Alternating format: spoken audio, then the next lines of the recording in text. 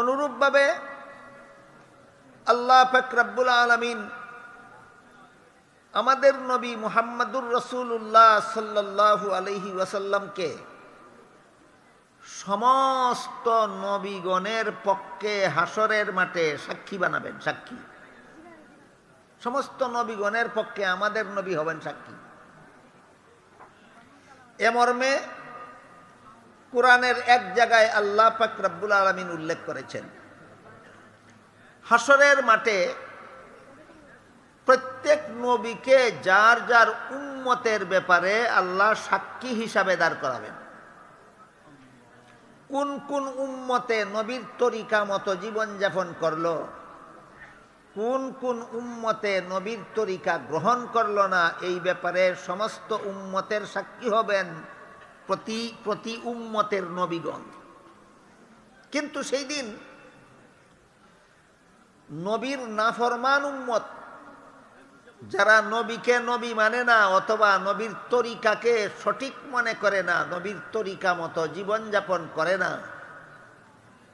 এরা সেই দিন অস্বীকার করবে হাসরের মাঠে আল্লাহর দরবারে।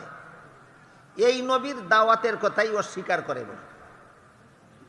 নবী বলবেন হাসরের মাঠে, আমি দাওয়াত দিয়েছি, এই সমস্ত বেঈমান উম্মতেরা আমার দাওয়াত গ্রহণ করেনি। বেঈমান উম্মতেরা বলবে তিনি আমাদেরকে দাওয়াতই দেননি। বুঝে থাকলে বলেন, উম্মতের এই কথাটা, নাফরমান উম্মতের এই কথাটা সত্য না মিথ্যা? সমস্ত নবী রসুলগণের বেঈমান উম্মতেরা যখন হাসরের মাঠে অস্বীকার করে বসবে নবীর দাওয়াতের কথা, আর নবীর বিরুদ্ধে মিথ্যা অপবাদ উঠাবে যে তিনি আমাদেরকে দাওয়াতই দেননি, তখন আল্লাহ পাক রব্বুল আলামিন সমস্ত নবীগঞ্জে দাওয়াত দিয়েছিলেন, বেঈমানেরা যে মিথ্যা বলে এই কথার সাক্ষী বানাবেন আমাদের নবী মুহাম্মদুর রাসূলুল্লাহ সাল্লাল্লাহু আলাইহি ওয়াসাল্লাম। আমাদের নবী হাসরের মাঠে সমস্ত নবীগণের পক্ষে সাক্ষী হবেন, যেটাকে আমাদের ভাষায় রাজ সাক্ষী বলা হয়। কোনো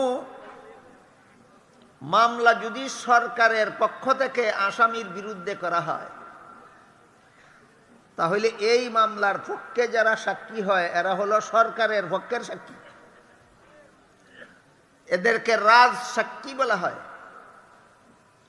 সারা দুনিয়ার সমস্ত রাজাগণের রাজা, সমস্ত বাদশার বাদশাহ আল্লাহ পাক রব্বুল আলামিনের দরবারে যখন বেদিন কাফিরদের হিসাব নিকাশ শুরু হবে, এরা যখন সমস্ত নবীগণকে অপবাদ দিবে, সমস্ত নবীগণকে আসামি বানাবে, বলবে এরা আমাদেরকে দাওয়াত দিছেন না, তখন আল্লাহ আমাদের নবীকে সমস্ত নবীগণের পক্ষে সাক্ষী বানাবেন।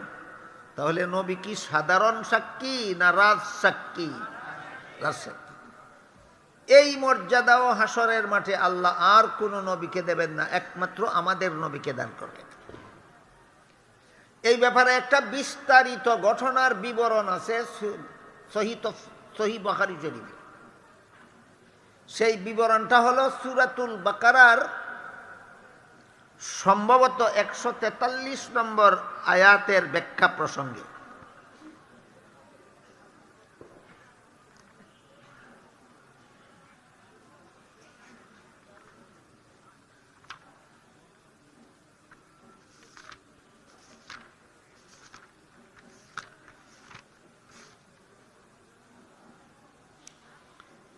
হ্যাঁ, সূরাতুল বাকারার 143 নম্বর আয়াতে আল্লাহ পাক রব্বুল আলামিন বলেন,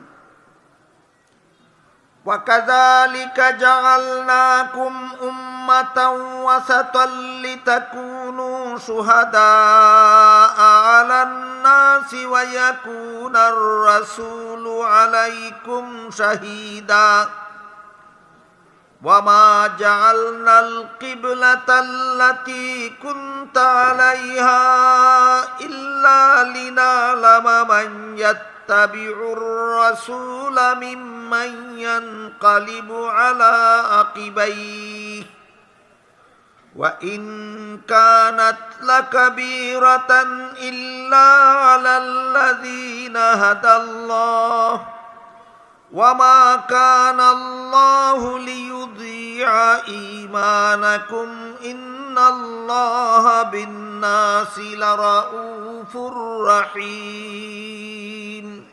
এটা হইল সূরাতুল বাকারার 143 নম্বর আয়াত। এই আয়াতের ব্যাখ্যা প্রসঙ্গে রাসূল করিম সাল্লাল্লাহু আলাইহি ওয়াসাল্লাম এক দীর্ঘ হাদিস বর্ণনা করেছেন। সেই হাদিস সহিহ বুখারী শরীফে উল্লেখিত আছে। রাসূলের সেই হাদিসের সারমর্ম হল, হাসরের মাঠে আল্লাহ সমস্ত নবীগণের বেঈমান উম্মতদেরকে জিজ্ঞাসা করবেন, তোমরা বেঈমান হয়ে মরলে কেন? বেঈমানেরা কেমন জবাব দিবে আর হাসরের মাঠে কি জেরা তর্ক করবে, এর উদাহরণস্বরূপ বুখারী শরীফের বর্ণিত হাদিসে আল্লাহর রাসূল হযরত নূহ আলাইহিস সালামের ঘটনাটা উল্লেখ করছেন। সকল নবীর বেলায় একই ঘটনা, বিস্তারিতভাবে নূহ আলাইহিস সালামের ঘটনাটা রাসূল হাদিসে বর্ণনা করেছেন। হযরত নূহ আলাইহিস সালাম ৯৫০ বছর পর্যন্ত জগৎবাসী মানুষকে ঈমানের দাওয়াত দিয়েছেন। এই ৯৫০ বছরের দাওয়াতে ঈমান এনেছিল মাত্র ৪০ জন। কতদিনের দাওয়াতে কতজন? ৯৫০ বছরের দাওয়াতে ঈমান আনছে মাত্র ৪০ জন। ঘটনার এই অংশকে প্রসঙ্গ করে বাকি ঘটনা একটু পরে বলি। এখানেও আমাদের নবীর আলাদা মর্যাদার কিছু কথা আছে। নূহ আলাইহিস সালামের উম্মতের মধ্যে শেষ বিচারের দিন জান্নাতে যাবে কতজন? এই ৪০ জন, যে ৪০ জন ঈমান আনছে। কিয়ামতের দিন নূহ আলাইহিস সালামের কতজন উম্মত জান্নাতে যাবে? ৪০ জন। আর আমাদের নবীর এক হাদিসে বলেন যে আল্লাহ আমাকে বলে দিয়েছেন আমার ৭০,০০০ উম্মতকে আল্লাহ বিনা হিসাবে জান্নাতে দিবেন। নূহ আলাইহিস সালামের সর্বমোট জান্নাতি উম্মতই হবে ৪০ জন, আর আমাদের নবীর ৭০,০০০ উম্মতকে আল্লাহ শুধু বিনা হিসাবে জান্নাতে দিবেন। এখানে কার মর্যাদা শ্রেষ্ঠ প্রমাণ হইল? না বুঝলে একটা উদাহরণ দেই। একজন শিক্ষকের ৪০ জন ছাত্র পরীক্ষায় পাস করলো, আর একজন শিক্ষকের ৭০,০০০ ছাত্র পরীক্ষায় পাস করলো। কোন শিক্ষক শ্রেষ্ঠ? কথা পরিষ্কার? এই ঘটনার মাধ্যমেও আল্লাহ পাক রব্বুল আলামিন আমাদের নবীর শ্রেষ্ঠত্ব প্রমাণ করে দিয়েছে। আল্লাহর রাসূল যখন বললেন যে আল্লাহ বলে দিয়েছেন আমার ৭০,০০০ উম্মত বিনা হিসাবে জান্নাতে যাবে, তখন হযরত উমর ফারুক রাদিয়াল্লাহু আনহু জিজ্ঞাসা করলেন, ওগো আল্লাহর রাসূল, আপনার ৭০,০০০ উম্মতকে আল্লাহ বিনা হিসাবে জান্নাতে দিবেন, এটা আপনি তো আল্লাহর কাছ থেকে চাইয়া আনছেন না, আল্লাহ আপনাকে এমনি দয়া করে দান করে দিয়েছেন।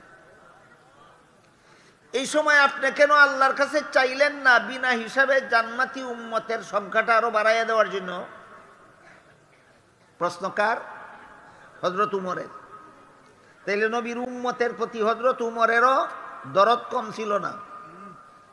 হযরত উমর বলেন, আপনি কেন বিনা হিসাবে আপনার জান্নাতি উম্মতের সংখ্যা আরো বাড়াইয়া দেওয়ার জন্য আল্লাহর কাছে দরখাস্ত করলেন না কেন?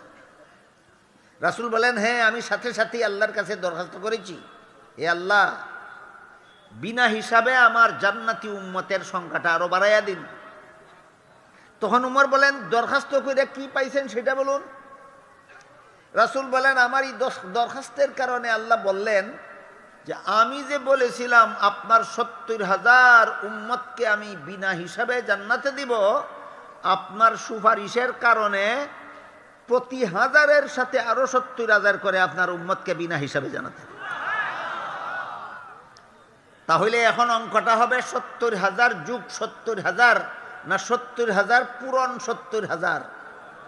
৭০,০০০ পূরণ ৭০,০০০। আল্লাহর দেওয়া ৭০,০০০-এর প্রতি হাজারের সাথে আমাদের নবীর সুপারিশের কারণে আরো ৭০,০০০ করে এই উম্মতকে বিনা হিসাবে জান্নাতে দিবে। কাজেই আমাদের নবীর এইবার এই হিসাব মতো আমাদের নবীর বিনা হিসাবে জান্নাতি উম্মতের সংখ্যা দাঁড়াইল 490 কোটি।